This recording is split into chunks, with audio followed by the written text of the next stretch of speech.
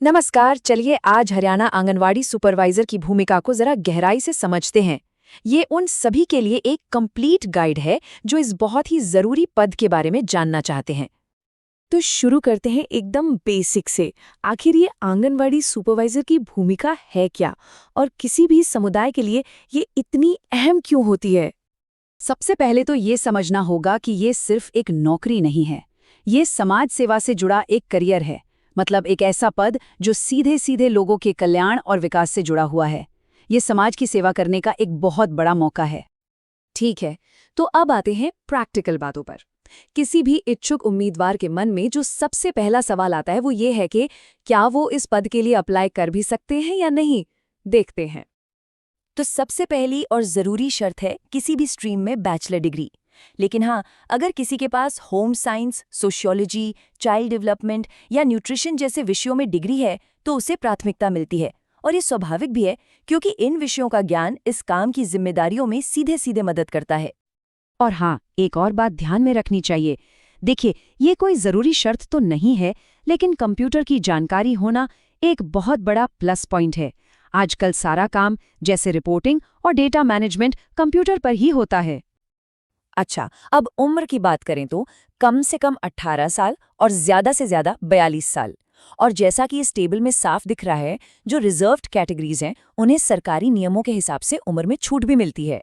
और अगर अंदाजन कट ऑफ की बात करें तो जनरल कैटेगरी के लिए ये 60 से 65% और रिजर्व्ड कैटेगरीज के लिए 50 से 55% के आसपास रहता है। हरियाणा के आरक्षण नीति के तहत अनुसूचित जाति, पिछड़ा वर्ग, आर्थिक रूप से कमजोर वर्ग और दिव्यांगजनों को इसका फायदा मिलता है। और एक बहुत ही खास बात यह है कि महिलाओं के लिए भी विशेष आरक्षण का प्रावधान है। तो ये तो हो गई योग्यता की बात। अब आते हैं इस भूमिका की असल जिम्मेदारियों पर। मतलब एक सुपरवाइजर का रोज का काम आखिर होता कैसा है?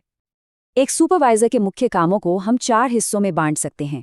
पहला, ICDS यानी इंटीग्रेटेड चाइल्ड डेवलपमेंट सर्विसेज की जो भी स्कीम्स हैं उन्हें लागू करवाना।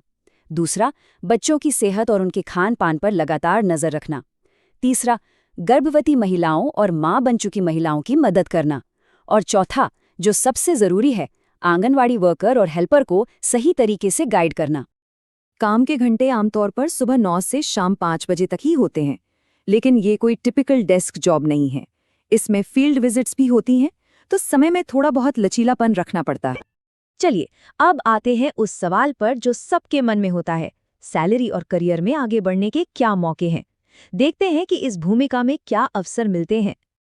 तो शुरुआत में एक आंगनवाड़ी सुपरवाइजर की महीने की सैलरी करीब 35,000 से 40,000 रुपए के बीच होती है, जो कि एक बहुत अच्छी शुरुआत मानी जाती है। ये सैलरी लेवल 6 पे मैट्रिक्स के अंदर आती है, जो एक सरकारी वेतनमान है। इसका मतलब ये है कि एक बेसिक सैलरी होती है और उसके ऊपर महंगाई भत्ता, यात्रा भत्ता जैसे कई अलाउंस भी जुड़ते हैं। इससे कुल सैलरी और भी अच्छी हो जाती है। करियर में आगे बढ़ने का रास्ता भी एकदम साफ है। सुपरवाइजर के पद से शुरुआत होती है, फिर प्रमोशन पाके बाल विकास परियोजना अधिकारी यानी CDPO बन सकते हैं। उसके बाद जिला कार्यक्रम अधिकारी यानी DPO और यहाँ तक कि राज्य स्तर पर सीनियर पदों तक पहुँचने की भी पूरी संभावना रहती है। और अब आखिर में नौकरी के इन सब बातों से आगे बढ़कर इस भूमिका के सामाजिक असर को समझते हैं। अगर एक लाइन में कहें तो इस भूमिका का असली मकसद बच्चों और महिलाओं की सेहत और उनके भविष्य को एक सही दिशा देना है। ये एक ऐसी जिम्मेदारी है जो समाज की नींव को मजबूत करती है। तो ये सवाल सोचने वाला है कि कैसे सिर्फ एक पद किसी पूरे समुदाय का भविष्य तय कर सकता है। इस काम का असर आज पर ही नहीं, बल्कि आने वाली पीढ़ियों पर भी पड़ता है।